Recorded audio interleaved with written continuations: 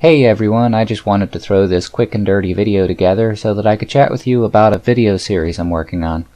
Other people have already made excellent videos about old PCs, DOS, games, and other 80s and 90s tech. I wanted to approach it from my own perspective as I grew up with it, with hardly any money but lots of time and patience on my hands. See, I was born in 1980, and I was immediately introduced to computers when I was about 5 years old. My uncle, who was living with us, brought home a TRS-80 from Radio Shack, and I learned BASIC on it. It was great. Another uncle had an AT&T PC6300, and yet another uncle had an IBM XT. Of course, some of my initial interest was games, which was better on the PC than on the TRS-80, but believe it or not, I had much more interest in knowing how the IBM PC clone worked than in playing games. When I was bar mitzvahed, I made a nice haul of a little over $500. In synagogue, they asked me what I was going to do with the money. I said I was going to get a computer.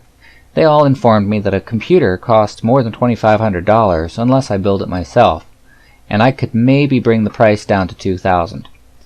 Well, I started calling all of the computer shops at the time, trying to get prices on parts so that I could at least build something.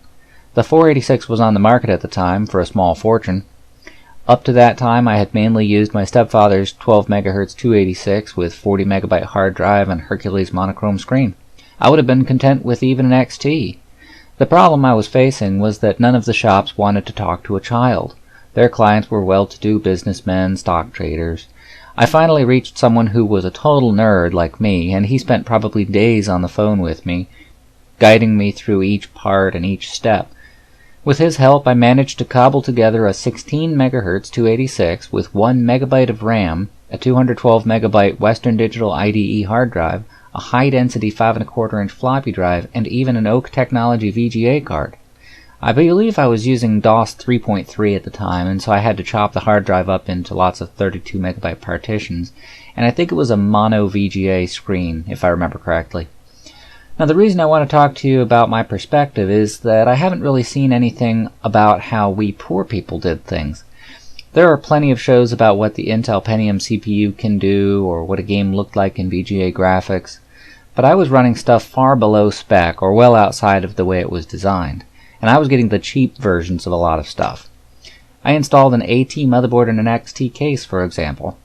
The case was not designed for the power supply, slot spacing, or keyboard location it had, but I had just bought the parts and I was going to make it work. This was going to be my first computer, so help me.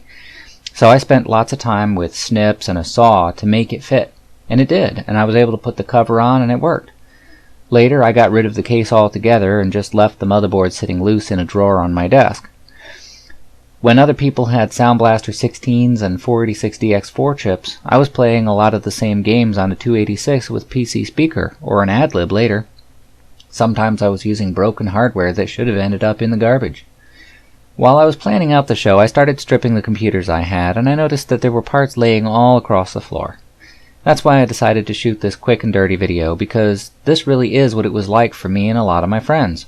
Our LAN parties consisted of a couple 286 machines sitting on the floor next to each other so that we could copy stuff by floppy disk faster and share viruses, but more on that later. We didn't share our cassette tapes with each other. No, we would share mod files, MIDI files. That was what we were into. Of course, games are a big part of it, but I really don't intend to review games. I'll probably mention them a lot, but it's going to have more to do with making something work when you don't have the recommended specifications, or seeing or hearing what it was like on very low settings. I want to focus on what it was like making do, and I also don't want to cover the ATX and newer stuff. I want to stay in the 1980s to early 90s era, because that's what we had to work with, even when other people were starting to use their Pentiums and Pentium 2s. Well, thanks for watching, and please feel free to comment on what you might like to see in the show. Have fun!